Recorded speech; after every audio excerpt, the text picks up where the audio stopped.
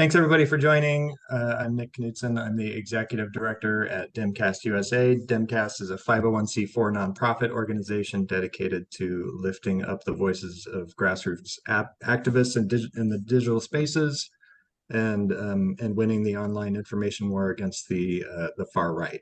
We're a pro-democracy organization uh, on top of or before we are a pro-democrat organization, we're a pro-democracy organization. It just so happens that there's only one party that gives a shit about democracy at the moment.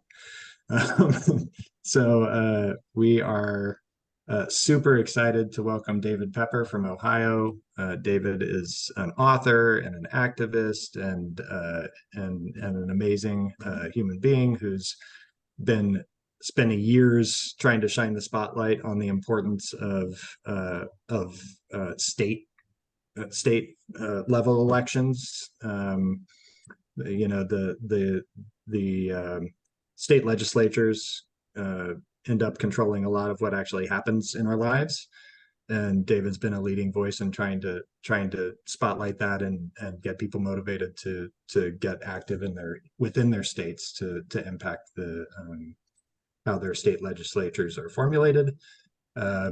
He's just a great guy. He's also a great artist. A lot of people don't know, but so David, thanks so much for joining us. Yeah, you can pop in. Like we're hoping to hear from your perspective. What's going on in Ohio. Tomorrow specifically as election day dawns, and what you expect to happen, and then eventually what folks can do to help. Sure. Thank you. I guess everyone heard me when I got on originally. Sorry about that. Hey, thanks for having me. Thanks for all you do. I'm a huge fan of Demcast. I'm a huge fan of all your lifting of so many folks, and it really makes a difference. I think, while it's a dark time, and anyone who writes a book called Laboratories of Autocracy is clearly focusing on some of that darkness. My view in life, and I know yours is the same, is until we see clearly what the other side is doing, we will not overcome it. And your help to sort of lift these grassroots democracy battles, along with many other people doing this and people on this call, is making a huge difference in building what has been a real winning streak for democracy. My theory in life is that they're too extreme and they know it. And they like to distract us from that. And they like to keep us focused on a few federal races and leave them be in states where they control everything. We have to change that by, one, calling out their extremism, which sadly Dobbs made easier to do, which election deniers have made easier to do, which people like this new speaker and Jim Jordan and Marjorie Taylor Greene and Vivek and DeSantis and Trump himself have made easier to do. Which abortion bans have made easier to do. But we also have to pair that by reshaping our battle. So we're not only worried about a few swing states. Of course, we want to win those for federal offices. But if that's all we win, as we've learned painfully for about 10 years, winning only that does not save democracy, does it? We've got to go to the heart of democracy, which is states, state houses. That's where they've been crushing us. That's where they've been focused. We've got to get there too.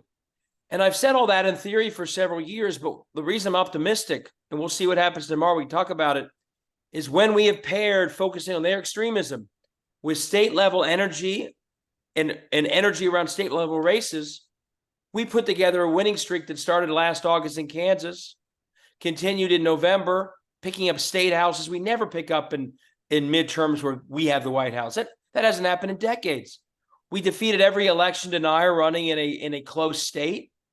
Our Secretary of State candidates won, theirs lost. We roll into Wisconsin in April and win a Supreme Court race because so many of you helped.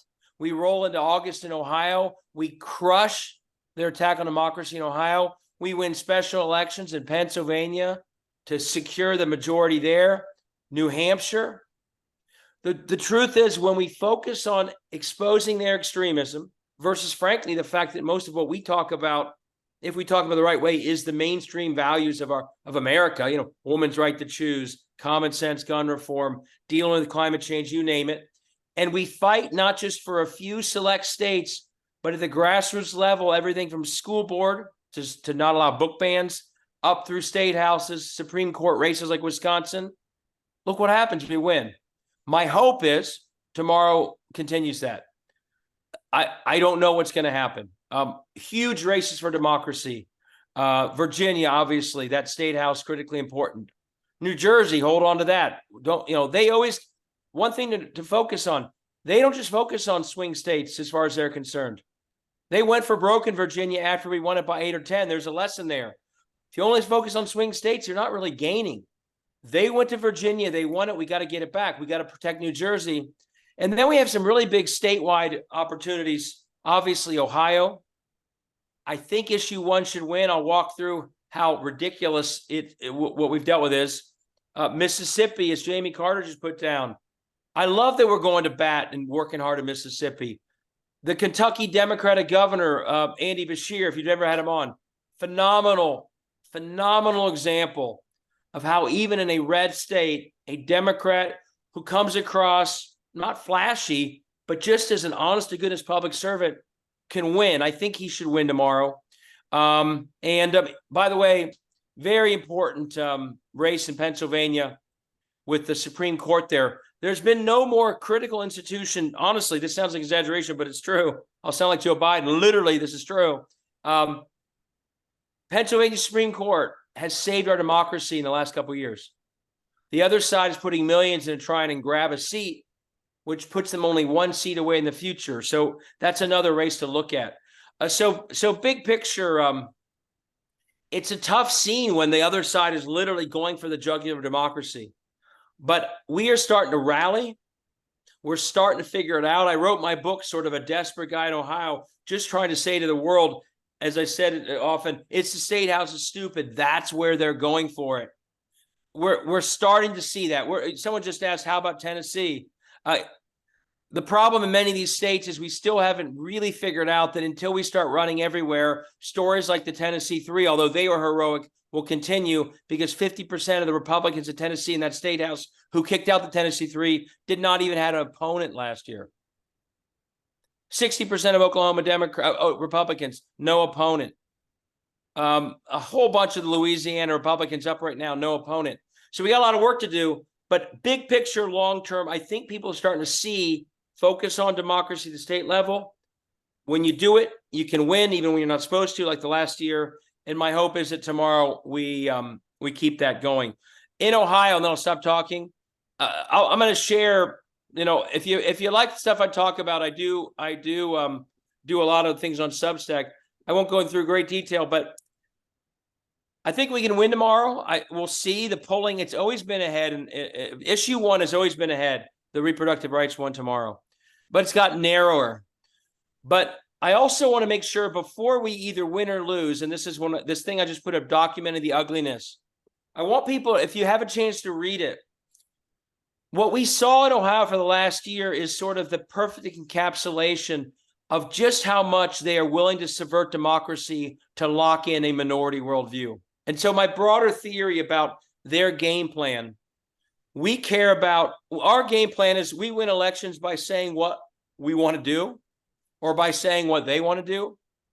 But we do that because we're confident that we can win in a fair democracy because our views are largely mainstream or popular. Again, a woman's right to choose, popular. Being against book banning, that's popular.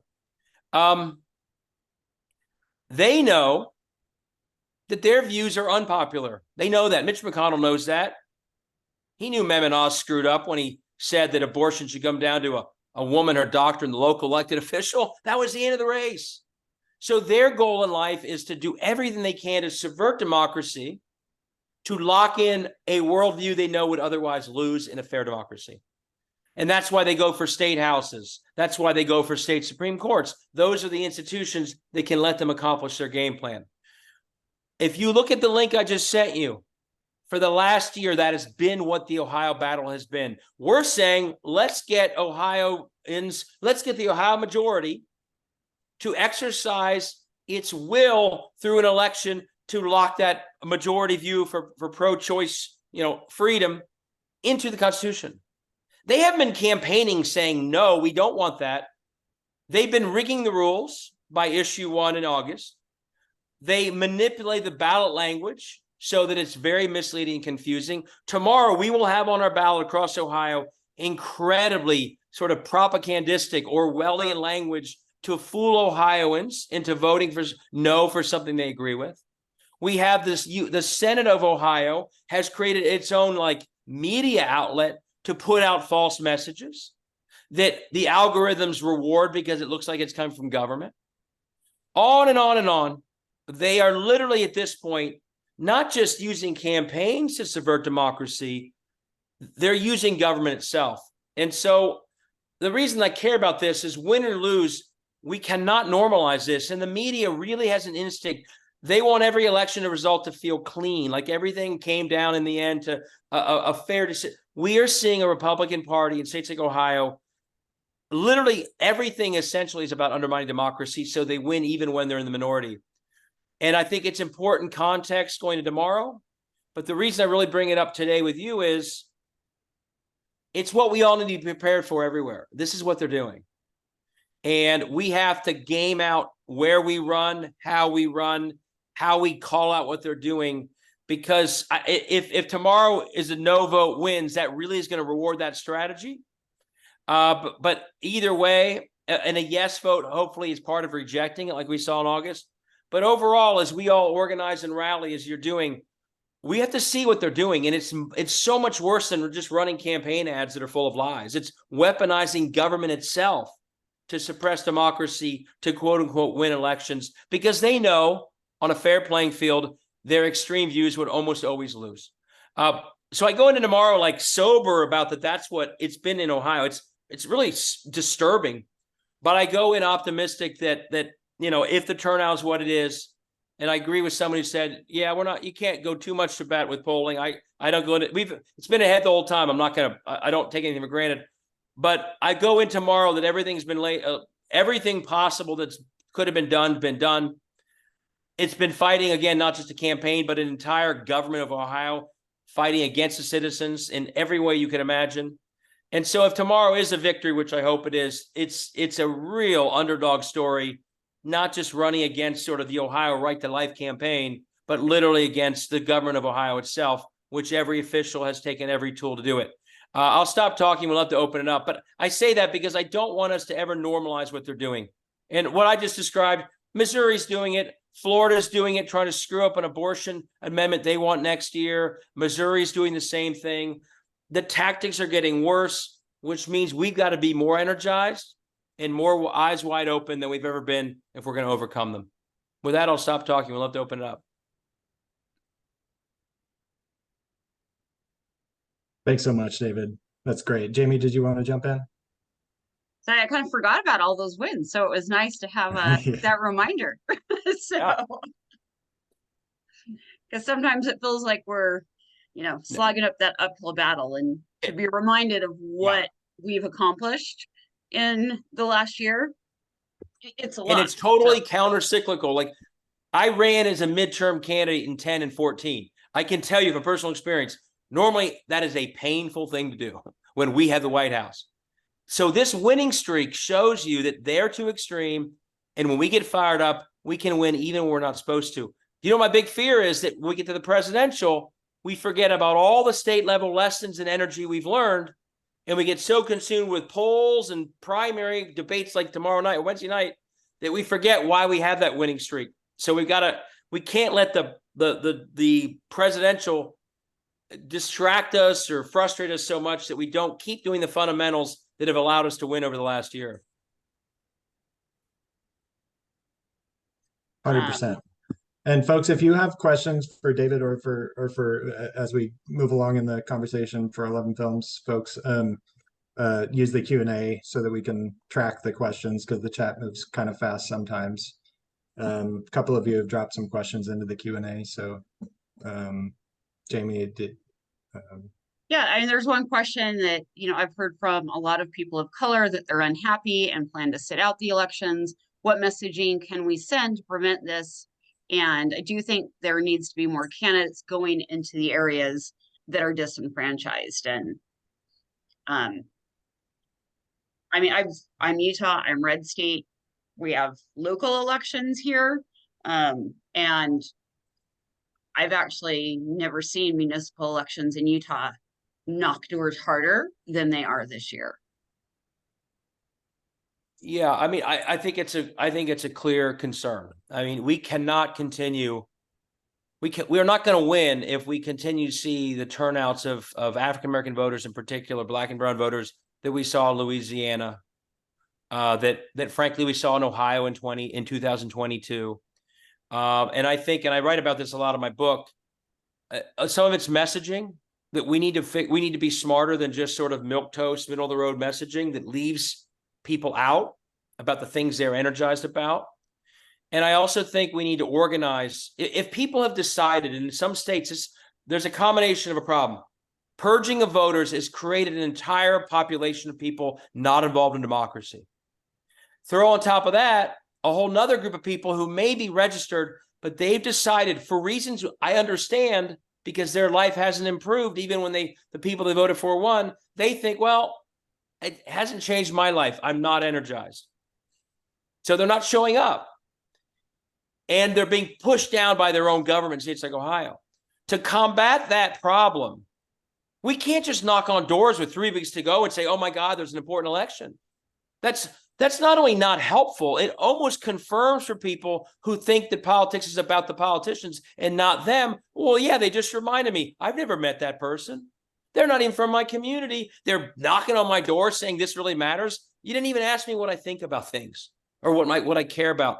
So I think we have, and I try and go through this in the book, we have to go through sort of, I think, a process of digging deeper into sort of community organizations and folks whose voices have real credibility, that they can often be, or really deep, effective precinct organizing.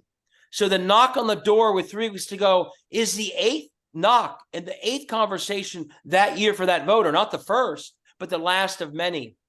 And we have to be fighting. You know, I'll say, and I probably get in trouble for saying it, I'm frustrated that for 2 years we controlled everything and didn't do anything on voting rights. That was a terrible oversight. Oversight's not the right word for it. We got to make it clear that if we win at the end of 24, the first thing we will do in January 25 is the voting rights bills that end gerrymandering and protect voters. That's got to be clear, folks. That hopefully that fires up a lot of people. But we also have to organize better so that we're not doing the last minute, what feels like a transactional conversation that, oh my God, the sky is falling. Please vote. And I go through all sorts of ways. You know, this is relational organizing, but it's also reframing the entire battle. Like I try to, we're in a democracy battle. And since we're in a democracy battle, and the victims of that battle are often Black voters in cities because the state house capitals fear those voters, I think, and I'd love to work with you guys on this, I think it's incumbent on every mayor of a city in America to use every aspect of their city hall footprint to engage every voter who walks in that door, because those are the purge voters. Every homeless shelter, every food bank, every library, every rec center, every public housing unit. If you're doing it as a nonpartisan democracy lift, all those places could be engaging every voter who walks through their doors, just like the BMV does. And I look at, the Republicans are using state house power to diminish the electorate. Well, let's use our power in counties and cities, schools for 18-year-olds to lift democracy, not in a partisan way, because those are we know exactly where the people are that are being taken off the rolls. And we often, again, we run around with a few months to go as a campaign to find voters to register, let's say at, an outdoor food market in Cincinnati, chasing down people. Well, let's do that too. But my God, down the street at the Job and Family Services or at the public housing unit or any single part of the community that a city hall serves, they're walking through the doors every day. We're serving them food at the food banks. Let's have the food bank worker say to the person, because they have credibility, hey, we've helped you with this service, but by the way, you probably but let's make sure you're registered too, so you got a voice to fight back against whatever put you in this position. So use people with credibility, use ongoing organizations to scale up how we're engaging people. And that gets to that question, which is, we have an enormous part of our electorate that's literally removed from democracy. And our traditional organizing, I don't think, gets them back in. And in some cases, like I said, almost reaffirms why they don't think it matters to them. So I get a little fired up sometimes about that topic because I say it a lot, and I still don't see it in near anyone on this call. If you know a Democratic mayor, ask him to do this. And I don't point fingers. When I was a city council member, which I was, I didn't think about it. I wish I had, because I could have had every part of the city engaging voters. They were being purged by my state. I just didn't think about it. Now we need every single mayor, city council member, county commissioner to think about how they can use their organ. I would literally attach to any contract I gave out to a nonprofit if I was a city council member. Part of the role you must play with our city money is lifting everyone you serve into democracy. That's part of your mission if you're getting help from us. That's how aggressive I'd be about it. These are great ideas. And as somebody said in chat, the fired up, this is why we love you, David. So a related question to what you were talking about before, about sort of local organizing, Wesley asked, I have a great grassroots group that helps down ballot candidates, or we would, except we don't have the resources. How do we raise money? Down ballot candidates and grassroots efforts can't get a foothold to do local work, especially when big candidates are demanding so much from donors so often. Yeah. Great question. And I'm trying to share answers, but it looks like I'm only sending to hosts and panelists. Okay. Is there a way I can send it? Because I'm going to do a link to my website that walks through someone I talked to. I would say, maybe I'll just send it here. You can share it if that's. Yeah, I can share it. Yeah, I'll just share it on this thing. This is a website that kind of walks through some of the tips that it's about how you could do all the things I'm talking about. So one thing I started in Ohio around this is the greatest power on the Democratic side of politics financially is actually the small dollar contributor getting excited. And so I would say, and when the big Senate candidates are truly raising a lot of money, it's usually from small dollar contributors. That's why you see 100 million going to people in tough states. And I agree with what Jan just said, get them excited. So what did I decide to do? We need to take a piece of the pie that we basically almost entirely spend on U.S. Senate races and swing states. Still, of course, we want those to be almost as well funded as they are. And by the way, I do not think this is a zero-sum game. And convince ourselves as contributors of whatever dollars, but especially the millions of small dollar donors, that it's a good investment to take some of their money and figure out how to spend it at the more grassroots level. And we need a mechanism to do that. I'll just give an example, which I go through in my book in Ohio, where I created and you guys could create this as much as I could, or individuals in states. I created this group called Blue Ohio, where everyone gives a monthly amount, $10, $12, $15. And they give that monthly amount into a group we started. It's officially a PAC.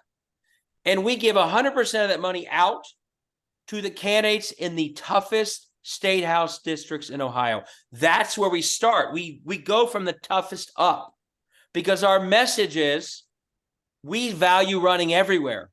And if you value running everywhere, that's where you start. Oh, you're in the hardest district where that guy hasn't been challenged in 3 terms. Thank you. You're a hero that you're running. Here's a check. Here's some support. And that's how you start to do it.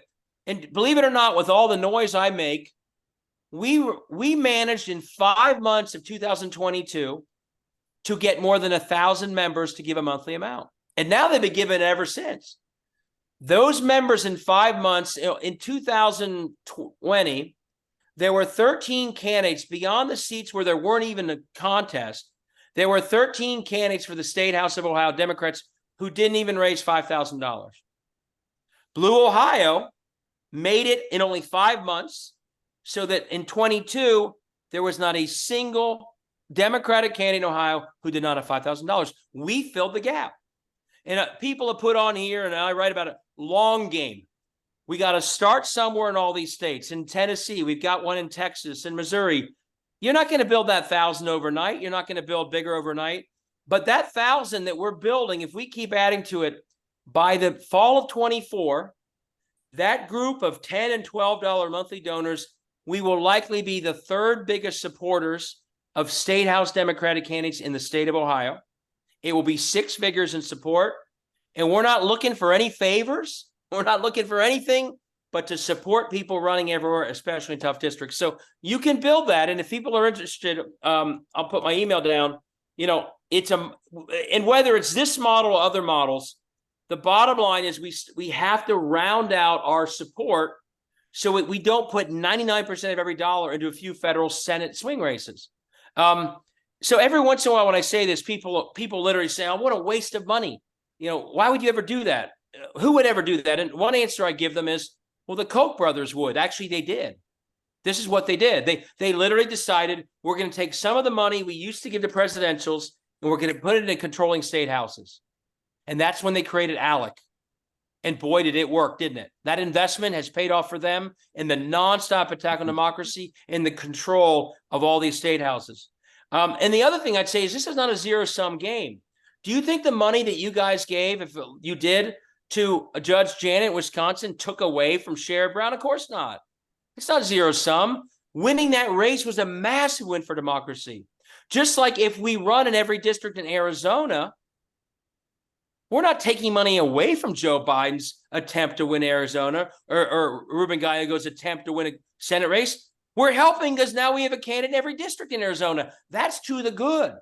So a lot of the instinctual responses I get from why would we run everywhere is actually, A, I reject a zero-sum mindset.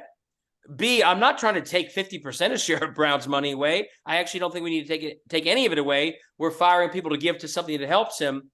And third, we have seen from the other side that a smart investment in races where that money goes a lot further than a few more points of a statewide television campaign actually can make a huge difference. So it's worth doing it. And we have to be just smarter and better about convincing the broader universe of grassroots donors that some of their democracy budget, and we should all be thinking not reflexively, who do we give that calls us?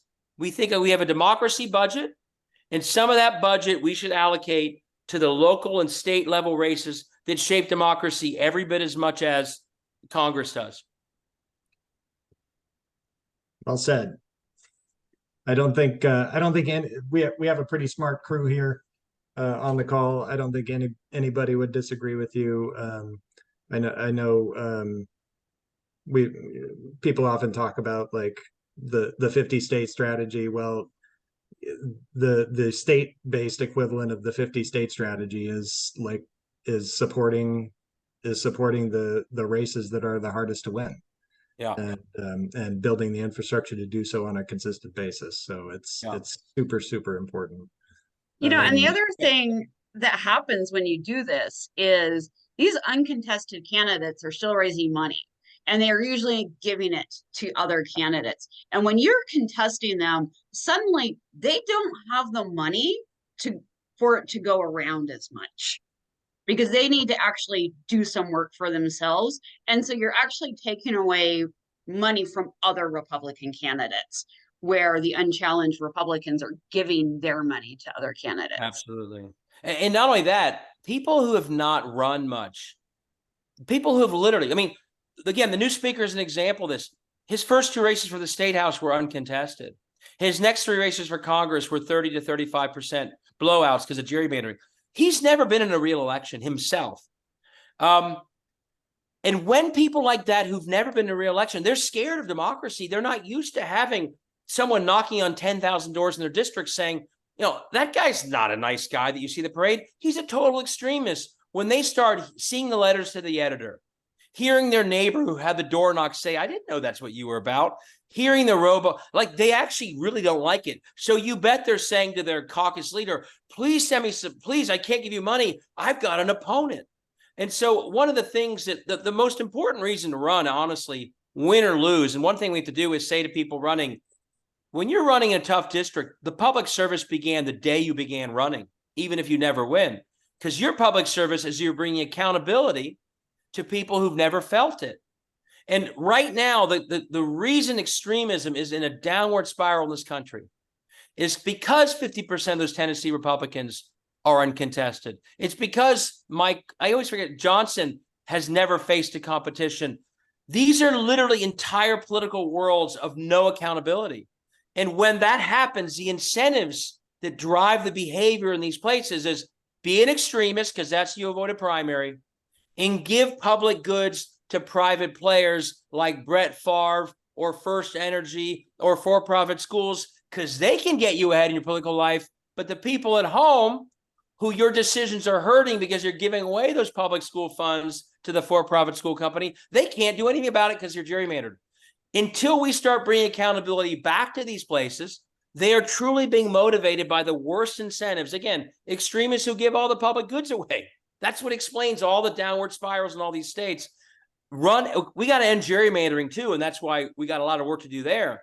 But the first step in bringing that accountability back is someone knocking on 20,000 doors with enough money to send out mailers, maybe a digital ad campaign or whatever, to start having these office holders for the first time in their lives feel some accountability and build from there.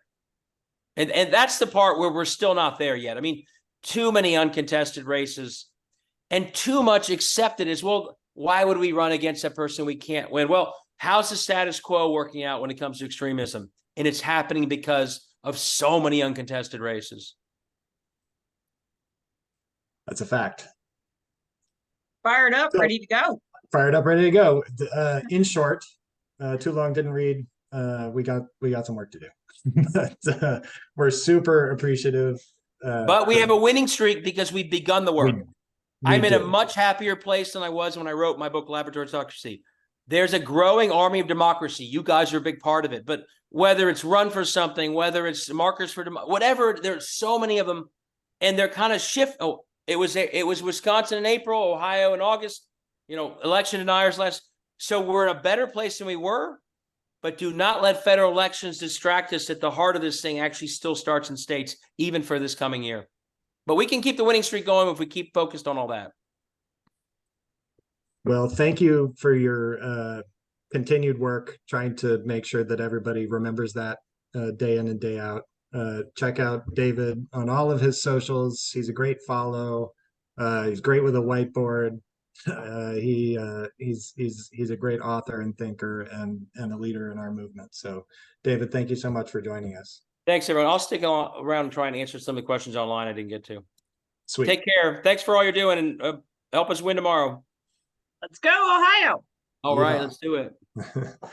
All right. And so for the back half of our conversation here, we've got a couple of people I met a couple times. James and Tiffany. James and Tiffany are the minds, the phenoms behind 11 Films, who I know so many of you are have followed and enjoyed the content of for many years. Probably many of you starting with their epic Blue Wave trailer in 2018, and following that, just tons of great viral political content that has motivated and touched so many of us over time. They happen to be like super close friends of mine, but and live pretty close to me. We hang out, but also just like amazing professionals and movement people. So James and Tiffany, thank you for coming. We can't hear you.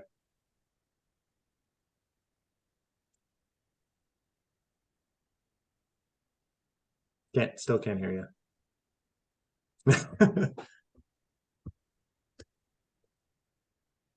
Maybe.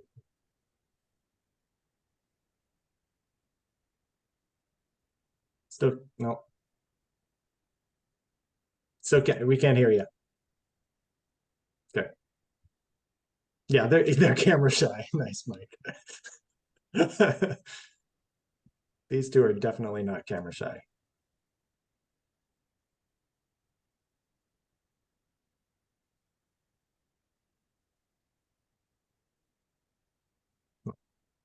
Nope. Sorry, guys. Okay. So I'll do a little song and dance here while you guys figure out your muting situation.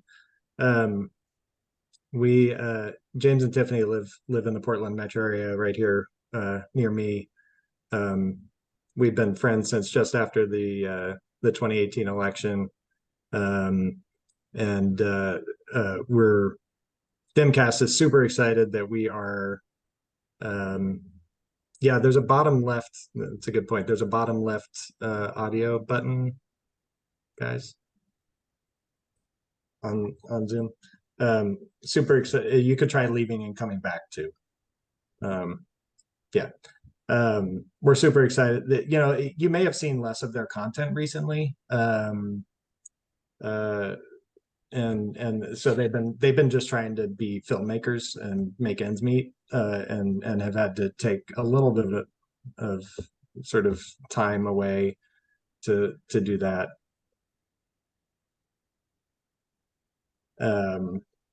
But they're dedicating themselves to making a giant, huge impact in the 2024 election. So we wanted to have them on and hear about what their plans are and how Demcasters can be involved. We're going to be joined at the hip. Can you hear me now? We can hear you! Yay! I'm sorry. I'm so sorry about that, you guys. Sorry. No, it's okay. I'll put away my tap shoes. You're I on mute apologize has for been the that. #1 phrase worldwide for like the last 3 years. You think we would have it down by now, but just Yeah. Right? I know. And so we'll go back to what we were saying, and it kind of goes to something. I took some notes here, and in case I forget to say anything, first of all, thank you, Nick, and thank you, Jamie. And hello, Jamie. It's been a long time, but you know, we've had our heads down editing videos for so long, and we're constantly working, and it feels so great to get our heads above water and see some fellow Demcasters out there, and we are just truly excited. And hello, fellow Demcasters. First of all, I never want to assume anybody knows who we are or what we do. Yeah. So maybe we'll talk a little bit about who we are and our upcoming Draft 11 Films campaign that we have coming up. A little bit about who we are, and I know Nick kind of explained a little bit about it in the introduction, and thank you, Nick. Is if we always kind of like to look at it like if you saw a political video in 2020, that not a candidate video, but one of the major videos. If you watched 5 political videos in 2020, chances are that Tiffany and I made 2 of them. Yeah. It definitely came through our office. Yeah. So whether it was one of our original videos like Midnight in Washington, The Dangerous Ones, Nick mentioned the Blue Wave trailer, the American Woman trailer, and Awaken Dawn, which was about gun violence. Or you may have seen one of the videos we've done for our clients. We made probably about 100 videos with Dawn Winslow Films. I'm sure lots of people saw those.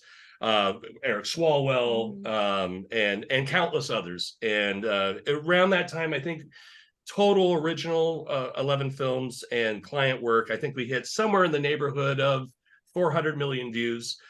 Which is just mind-blowing to us. Yeah. And we've been fortunate enough to win some awards, and our stuff has been featured on MSNBC and CNN, Vanity Fair, Newsweek, Huffington Post, The Independent, Deadline, Hollywood Reporter. I wrote all these down, sorry. You have them memorized. Don't give me that bullshit. No, I don't have them memorized. I actually had to go to our website's being redone right now, but I had to go to our website to write them down because I forgot actually where we've been. Yeah. So, but all of that, how long we've been doing this. All of that success kind of comes with a story.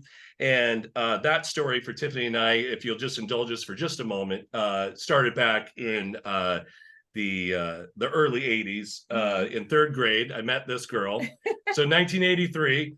We were in 3rd grade together, and we went through elementary school. We went all the way up through like maybe freshman year in high school, and then we lost track of each other. And then it was 2011. He was going to a friend's wedding, and he asked me if I was going to go, and I was not a wedding person. Like, no, I'm not. I don't know. I'm good.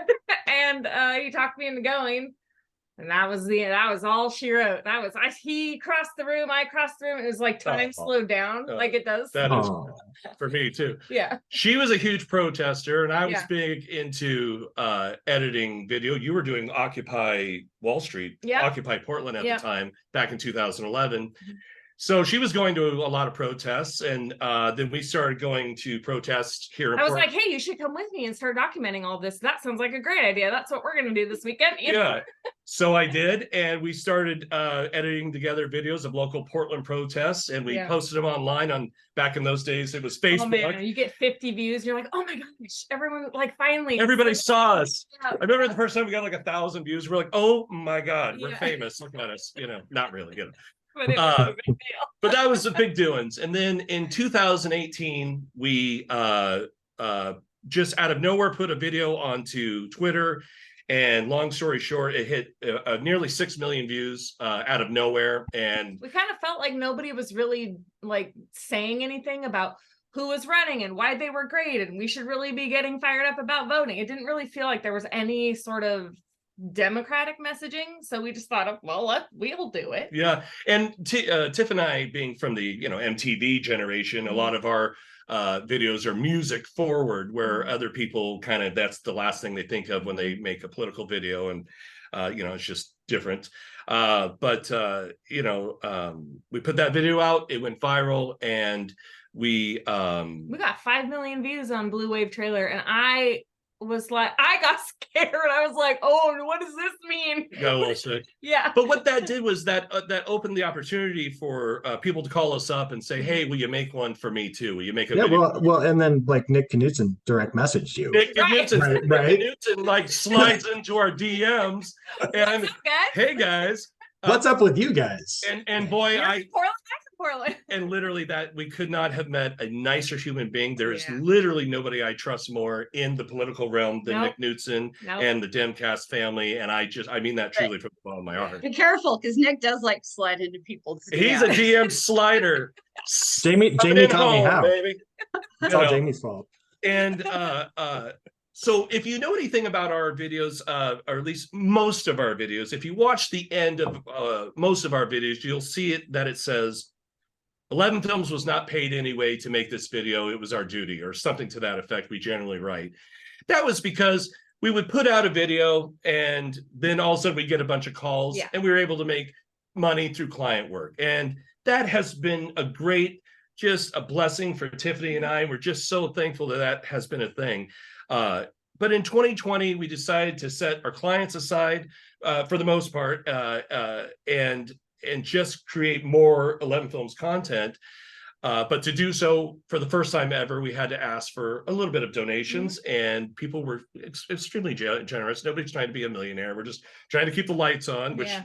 currently the lights turned off. No. No, but I don't want to talk about it. yeah. So and it was successful. We did well, and we were so happy that that obviously we won the presidency and whatnot. So we are. So here we are again in 2024, and I know what it sounds like when you hear someone go, "This is the most consequential election of our lives," but it is. Again, we're here. Yeah. This has been a weird, ever since 16 until now, and again probably in 2028. We're not kidding. All of these elections are very consequential, and if we are not all showing up and all doing everything we can, I'm worried about what could happen, because I can't go through this shit again. Yeah, we're not going through I that can't again. go through this. I can't. There's only one alternative, and we've already done it. It's not. I can't. So yeah. So now we're doing it again. We're telling all of our clients, sorry, we can't, because there's too much to say. There's too much to get out. The messaging, I feel as a voter, as just a mom, and is just, I'm not being heard. Nobody's listening to what the people in town and at the table are saying. It seems like the messaging is very corporate. It's all very vague, and just, Yeah. I don't know. It's not stirring me as an American. It's not stirring me as a voter. And this is my life. It's important to me. And if I can't convey that to everyone else who's going to be clicking and sharing things, and I just feel like that's the most important thing in messaging, is get to the heart of the person watching it and Yeah. fire everybody up. So that's my goal. Yeah, for and 2024. for sure. So like Tiffany said, so literally we've about a month ago we stopped all clients. Yeah. We will not be taking on any clients between now and election day and Yep. probably beyond. And we've been creating content. We got a bunch of things in the can. Nick makes an appearance in a couple of those things, and thank you, Nick. And we hope to have him in some more. And one of the things I'd like to say about content, just briefly, when you watch videos and you see people make things or put them out online, you know, especially some of these bigger groups that we all know their names, I think that what gets missed a lot, and I think that is something that Tiffany and I do well, is they always forget to put a little bit of entertainment value into the video itself. All videos need to educate you about something that you didn't know about or something like that. We are big fans of it needs to energize you. We want to get pumped up. We want to, like the Blue Wave trailer. You just want to go. Let's go. Same with Midnight in Washington and these different things. And also, they need to have a little bit of entertainment value, or these people or folks will not be watching the video till the end, or you know, or they might not share it and stuff. So those types of things. But anyway, so now we are doing Draft 11 Films 2024. We're going to be accepting donations. Again, nobody's trying to get rich here. We just want to keep the lights on and possibly grow this production up a little bit. And especially knowing what's coming after 2024. It's another, this is a really good time to build everything again, because we're going, yes, we need it now. But 2028 is coming. And this, you know, 2024 is neither Joe nor Trump can run again after that. I mean, whatever. It's the likelihood of that ever happening. So it's almost like we're starting again in 2028. So going from now until then to build something really that could really galvanize people and voters and make us all feel like we're building each other up. We're trying together to save democracy, because it's really divided right now, and it's disheartening. So I want to bring people back together. Yeah. You know? And also, and then Nick, I don't know how much you want to talk about, or we wanted to talk about that. This campaign is just not so Tiff and I can dump a bunch of money into our bank account or something like that, or some craziness. This campaign also will be benefiting Demcast. And Nick, did you want to kind of touch on that just a little bit yourself, or? Yeah, so I mean, I know everybody, longtime Demcasters know that, you know, we've had a close relationship with 11 Films in the past, and I think we're planning on just doubling down for 2024. The reason for that is not that James and Tiffany and I are friends, although that is true. The reason for that is that you guys as Demcasters are the most effective disseminators of content on the internet. That's just a fact. in terms of consistency, it is just true. And James and Tiffany, you know, they were speaking to their approach to filmmaking. They're about motivating. There's a tendency from groups that produce organic online content to try to get viral. What's viral is not necessarily what's effective. And the thing that I've always appreciated about James and Tiffany, and why Demcast is excited to, you know, build our partnership with them over time, is that they get it. Having something make people mad is not necessarily the end goal. We want to get people pumped up. We want to get people's you know, hearts touched. The fact that they combine, you know, their music first, you know, I mean, that's just a sign of, like, you know, sort of working backwards in the filmmaking process, from touching people's hearts to the final product. So we are, we're super excited. You're going to be, well, I'm sure we'll have them again on these democracy briefings throughout 2024. what we want to get feedback from the Demcast crew, because Definitely. you guys are super smart about messaging. You're attending all the messaging briefings. You're hearing, hearing all of that feedback. You've got your finger on the pulse of the online conversation. What is it that we collectively, James and Tiffany as sort of the artists in the crew here, what should we be saying and how should we be saying it? And I know that you guys, I think you guys want to get people's feedback in that regard, right? Yeah, Yes. absolutely. And that's one of the great things with partnering. And Nick, we talked about it when you were over recently, is having your guys' expertise on what should we be talking about next. I don't claim to be an expert on that at all. And What is everyone talking well, yeah, about? what would be the Yeah. most effective thing we can make next? Mhm. And one of the other things I'd like to just briefly point out before we have to stop or whatever is Tiff and I just wrote, filmed, and a video that's going to be coming out here next week. Mhm. And we had just thought about it, and we were like, God, this entire video that we filmed, edited, paid an actress, Yeah, we it's the biggest thing we've ever a done. cinematographer, Mhm. the whole thing. We did the whole thing. We made the entire video for less than $2,000. Mhm. And the reason why we're able to do that is because we make the cars. Mhm. When you're the people who physically make the car, well, then it's cheaper. The cars are cheaper. So $2,000, I would be highly doubtful that any of the other major groups can produce a I video. already know they can't. Well, I already know most of them don't edit video, so Yeah. there's Yeah. that. You know what I mean?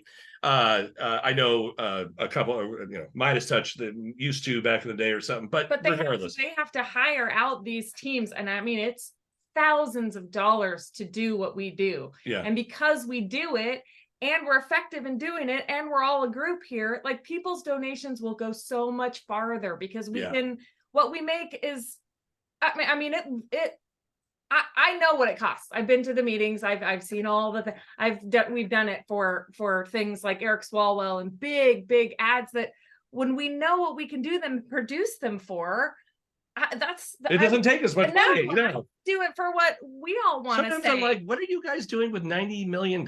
Yeah. Like, what did you get for $90 million? I'm not. Anyways, I don't want to talk bad about other groups. Yeah. No, I mean it's the same with us. I mean, we've talked about it on our calls before. I mean, Yeah. Demcast in terms of bang for your buck, we are the network dissemination version of 11 films. We have a very low overhead and we're highly effective because we're not trying to build a media company or make a zillion dollars. We are Right. trying to be effective in the movement and just like keep the lights on. So, Yeah. we have very similar philosophy. So just a couple of things for everybody who's on the call. Just some things to look out for is this coming up Thursday. We're going to launch like the official Draft 11 Films campaign and the official video, which Nick makes an appearance in the video. And thank you, Nick, for that. And that's going to be a lot of fun. We try to always make these videos fun and cool and whatnot. So please be on the lookout for that this next Thursday. If you see it, please share it. Share it with your network, your friends and whatnot. And then the Tuesday after that will be our first 11 Films video for this campaign. It's called Tomorrow's Too Late. And that's the one we just filmed this last weekend. It was an incredible experience. Mm-hmm. It was a lot of fun. And it, oddly enough, I won't go into it entirely, but the video is oddly enough about kind of in a way, everybody on this phone call. It's about a young girl who basically wakes up and realizes she's got to do something about what's going on in the world and decides to make content and become a digital activist. And so that's what the video is about. That comes out next Tuesday, but this Thursday is Draft 11 Draft 11 Films. Films. Thank you. And then the Tuesday after is Tomorrow's Too Late. And then we're off to the races. Yep. Yeah. And we'll see how it goes. So we're launching, we collectively, you guys specifically. Yeah. And then real quick before we run out of time, we also have another project that we're working on together. And this is a true collaboration. It's kind of rooted in the idea that Americans don't really understand how government works, and that's a root of some of our issues as a society. And also the other piece, education system, due to no fault of teachers, of course, but just underfunded. People don't understand how things work, and people get their content in new and different ways than they used to back in the day. So we are starting a effort called Civics on Social. It's a true collaboration between Demcast and 11 Films, and we are going to try to give people bite-sized civics lessons in their social media feeds using great cinematography and scripting and all that kind of stuff that James and Tiffany do, combined with sort of the Demcast side, identification of critical needs in terms of what people don't understand. So we're super excited about that. I don't know if you want to share anything about that. And we already have one in the can and a couple more on the way. So we will have a bunch in the can. They're actually they go pretty quick to make. And I'll say this: civics never look so much fun. I mean, they're fun to watch. I'm not in them. Tiff and Nick are in them, but I think they're fun to edit. Yeah. And so when you get done, you realize you just had a great time, in a minute and a half watching something. And even when we were making it, even the first one, I learned something that I didn't know. And Does that mean we get blooper reels? Oh, yeah. Jamie, Because, we got if you guys bloopers. don't know, 11 Films' best work is their blooper reel. Oh yeah, we've got bloopers all day long. Oh yeah. Nick is well, I'm the guy. I'm the me blooper too, guy. man. Yeah. No. So look out for Civics on Social. That's going to be coming up. Literally, we're going to launch it the next week or two. We're all excited about that. And thank you so much to all the Demcasters for giving us this time to talk. It really, truly means a lot to us. We've been in Demcast since the beginning, and we'll be there all through this next election cycle and beyond. We're super Any excited. questions for us? You can always get a hold of us or get a hold of through Nick or whatever. Yeah, no, this won't be the last opportunity. If you guys have suggestions for James and Tiffany or about content that they might think about producing, you can run that for the moment, since we're closing down here. You can run that through me or Jamie, and we'll make sure that it gets to them. In the long term, we'll come up with a more sort of streamlined way to get those ideas over to them. Super excited about Civics on Social. Super excited about that you guys are jumping in to the deep end of the pool for the 2024 cycle. It makes me feel better about our odds, and can't thank you enough. And I'll see you next week. Or no, I'll see you on Wednesday. Yeah, I'll see you. We got a few more things to make. That's right. And one more exciting announcement. So our Demcast, not Demcats, I try to mess that up, but our Demcast hashtag hit 10 billion impressions this last week. So that's phenomenal, you guys. I mean, 10 billion impressions.